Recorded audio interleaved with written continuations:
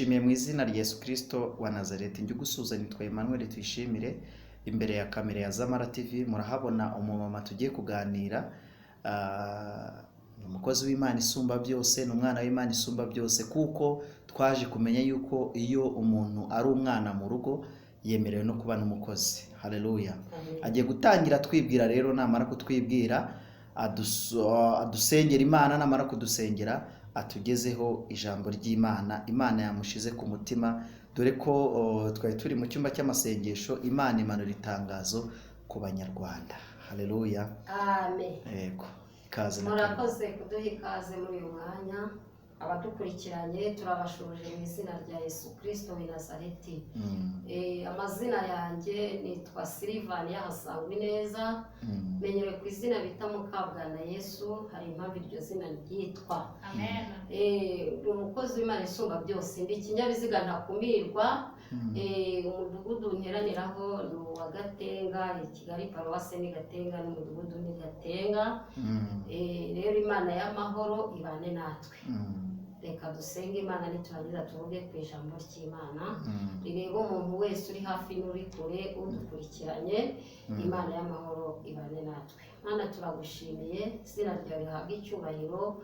Neza yawe iganze ku buzima bwacu, waraturinze, uraturengera, uraturokora. Tugeze mu mwanya wo kuvuga ijambo ryawe iryo washyize ku mitima yacu ngo tuvuge, turangurure, tubwire abanyarwanda bari hafi, abari kure, abadukurikirana bumva indimi zose zitandukanye. Mana, turagushimiye, tugeze muri uyu mwanya. Reka umwuka wera abane natwe, kandi ijwi ryawe Mwami ndasamye ngo rirangurure, ryumvishe buri wese wumvishe iri jambo, abashe guhindukira kandi umutima we ubashe kwezwa no gutunganywa, kugira ngo ku munsi wo kugaruka kwawe Kristo tuzabona ubugingo buhoraho hamwe n'abadukurikiye. Izina ryawe rihabwe icyubahiro none n'iteka ryose. Amen. Tugiye gusoma ijambo ry'Imana mu Itangiriro mu bice 39. Turasoma umurongo wa 11, turaza gusoma n'uwa 16. Ni ijambo twahaye intego ivuga ngo gukiranukira ahiherereye Imana yacu nishimye. Reka dusome mu izina rya Yesu Kristo. Ni ibice 39 byo mu Itangiriro ku murongo wa 11. Bukeye yinjira mu nzu gukora umurimo we, ari nta bandi bagabo bo mu nzu barimo. Uwo mugore afata umwenda we aramubwira ati turyamane. Amusigira umwenda we, arahunga arasohoka. Abonye yuko amusigiye umwenda we agahunga agasohoka, ahamagara abagabo bo mu nzu ye arababwira ati dore yatuzaniye umuheburayo wo kudusekana agasuzuguro. Yanyegereye ngo aryamane nanjye, ntabarisha ijwi rirenga. Maze yumvise nteye hejuru ntabaje, asiga umwenda we iruhande rwanjye arahunga arasohoka. Dukomeze ku murongo wa 16, ni nawo turahagarikiraho.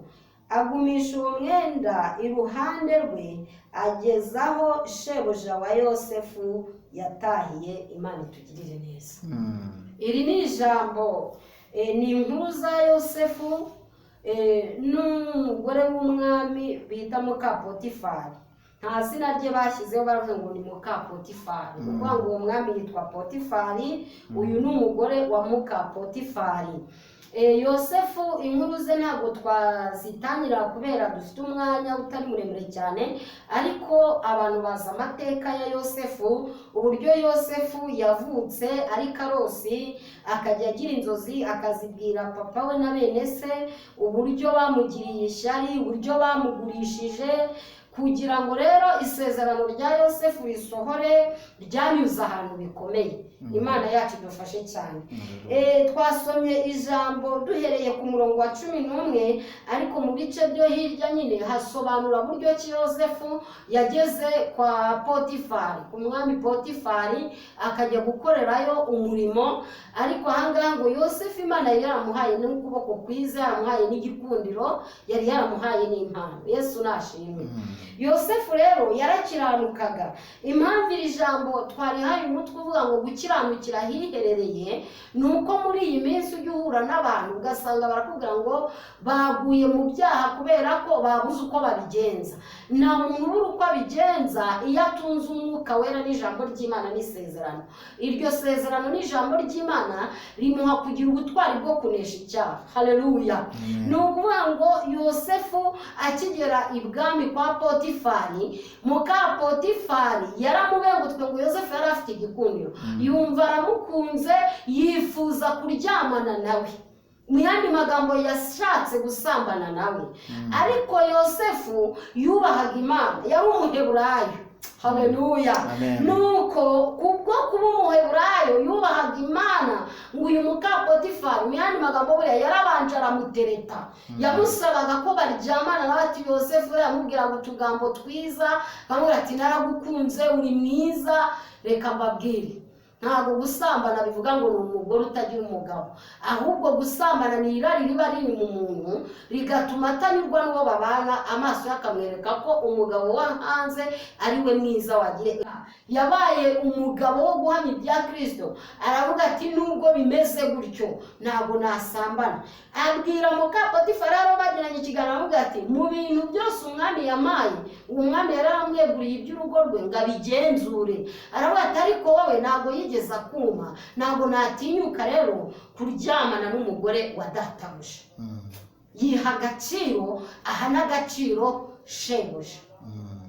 Imana yacu tugirire neza.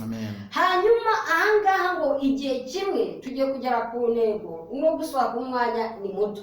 Agera igihe Yosefu ngo yinjira gukora umurimo we mu nzu, ngo nta n'abandi bagabo bari bahari, ariko noneho ngo asanga muka Potifari yamwubikiriye. Ngarangije buriya muka Potifari igihe cyose kuko yari yamwifuje akamuganiriza ntabyemere, yaravuze ati igihe cyose uko bizasa kose uyu muhungu nzamufata kugeza igihe ryamanye nawe. Bibiliya iratubwira ngo yamusanze aho ngaho ari gukora umurimo, ahita amufata, ngamufatira aho ngaho. Ariko Yosefu, haleluya, aravuga ati aho kugira ngo ndyamane n'umugore wa databuja, ndemera amasiga umwenda, ngaramwinyugufura, ahata umwenda, ariruka arahunga.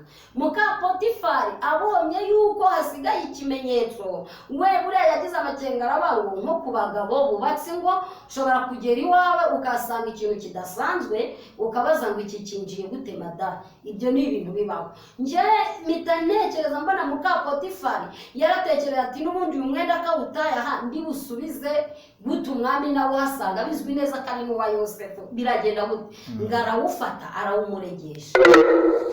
Reka mbabwire, gutsinda ikinyoma gifite ikimenyetso ntibyoroha, ariko Yesu aradutsindishiriza. Haleluya. Yesu nashimwe. Ahangaha Yosefu barawumuregesheje, ariko Yosefu yarakiranutse. Mbese muri iyi minsi wowe uri kumvira ijambo, uri gukiranukira hiherereye aho tutakureba. Yosefu ngo baragenda barawumuregesha, bamujyanye mu nzu y'imbohe. Kubw'uko yari yakoze, bamushinzaga ko yakoze icyaha, ariko mu yandi magambo isomye biri usanga nta cyaha Yosefu yigeze akora. Niyo mpamvu iri jambo rifite intego ivuga ngo kiranukira hiherereye, niba nakuregesha ikinyoma gifite ikimenyetso, Imana yahagararanye nawe muri cya kibazo izagusobanura. Haleluya. Imana igihe cyarageze isobanura Yosefu kugeza ubwo imusohora mu nzu y'imbohe. Wari uzi ko ibibazo bidatuma ntabwo bijya bibangamira isezerano ry'umuntu gusohora. Yosefu yafunzwe ari umunyamasezerano, ariko kubera ko yari yakiranukiye ahiherereye, isezerano rye ryarasohoye. Yesu nashimwe. Rero nkabwira abadukurikiranye, iri jambo iyo ndisomye rihita rimpereza gusenga Imana no kuzirikana uwo ndiwe, nkaha agaciro n'umwami wampamagaye kugira ngo mukorere. Yesu nashimwe. Umwami Yesu waduhamagaye kugira ngo tumukorere Imana Data wa twese, yanga icyaha n'igikorewe mu mwijima irakibona. Niyo mpamvu yafashije Yosefu imurindira mu nzu y'imbohe. Wanageze mu nzu y'imbohe kubera muka Potifari wamushinjije ikinyoma atigeze akora, ngo yagendanye n'ukuboko kw'Imana kwiza. Haleluya. Ukuboko kw'Imana kwiza kugendana na Yosefu. Impano z'Imana za Yose zari muri Yosefu, n'ubundi no muri prison, muri gereza zakoreyemo. Yesu nashimwe. Mu gihe gikwiriye Imana iramwibukira ngo ngiye gukura umugaragu wanjye mu nzu n'ubundi nongere muhereza akazi. Wabonye ko yakijije bene se inzara avuye mu nzu y'imbohe. Haleluya. Rero icyo dusabwa, ntabwo dukwiriye gukora icyaha, kuko iyo wakoze icyaha amasezerano yawe aradindira ntagasohora. Iyo Yosefu kiriya cyaha kiregwa yaragikoze, aba yaraguye mu nzu y'imbohe. Ariko kubera ko yashinjwaga ikinyoma gifite ikimenyetso ariko ataragikoze, Imana yaramurokoye. Haleluya. Mureke rero dukiranukira ahiherereye. Tugeze ku musozo. Mbese ari nkawe umugore yarebye akakwitegereza, wa mugabo wumurikiranye akakubwira ati byanga byemera ndashaka ko turyama, akagusohokana akakujyana ahantu runaka akakugurira akantu, niko numva bavuga. Mbese wamucika ugahamya Imana? Bijya bitangaza bikanababaza, umuntu akava nko mu mujyi wa Kigali akajya mu cyaro, yagerayo akahakorera ibyo gukiranirwa kandi yitwa ngo ni umuntu w'Imana. Imana yacu reka mbabwire, Imana ireba hafi na kure, kandi Imana ireba ko bamushinze ikinyoma cyangwa batamushinze ikinyoma. Ni ukuri, reka nkubwire, ikiranukira ahiherereye. Kiranukira ahiherereye, kubera ko gukiranukira ahiherereye bizakwinjiza mu masezerano yawe. Imana ishimwe. Haleluya.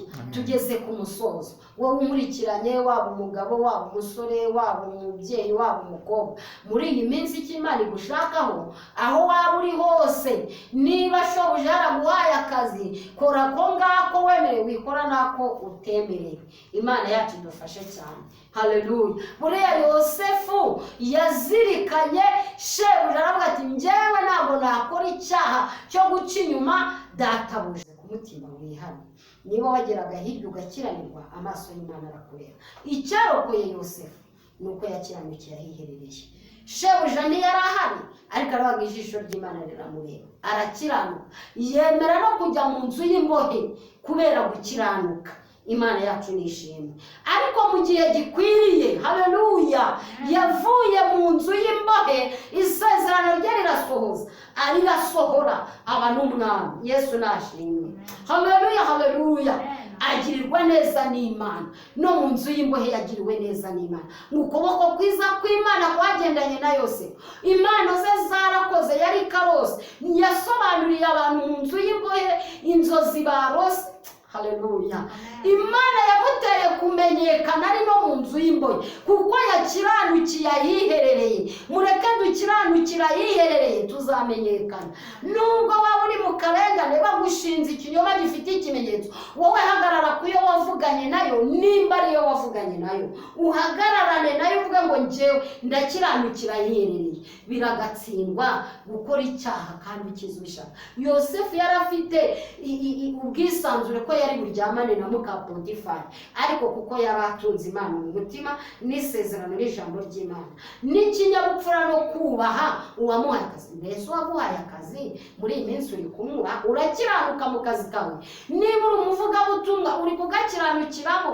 Niba uri umuririmbyi, uri gukiranukira mu buririmbi. Mbese mu isoko aho ujya urakiranuka, mu kazi kawe ka buri munsi gakiranukiremo, kubera ko waguhaye akazi ageza kugenzura akareba ko wakiranutse. Turashoje, reka dusenge Imana.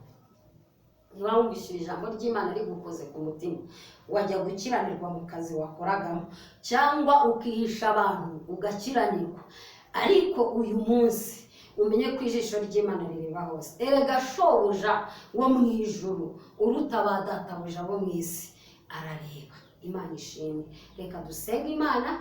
Rero ndakwifuriza kwakira neza ijambo ry'Imana, kandi rikaguhesha kwinjira mu gukiranukira ahiherereye, nubwo bigoye nubwo bikomeye. Yosefu akubera urugero, yakiranukiye ahiherereye, yanga gusambana na muka Potifari. Aravuga ati no mu nzu y'imbohe ndinjiramo, ariko mu gihe gikwiriye yasohotse mu nzu y'imbohe. Mana Data wa twese uri mu ijuru, ijambo ryawe ni imbuto itabura.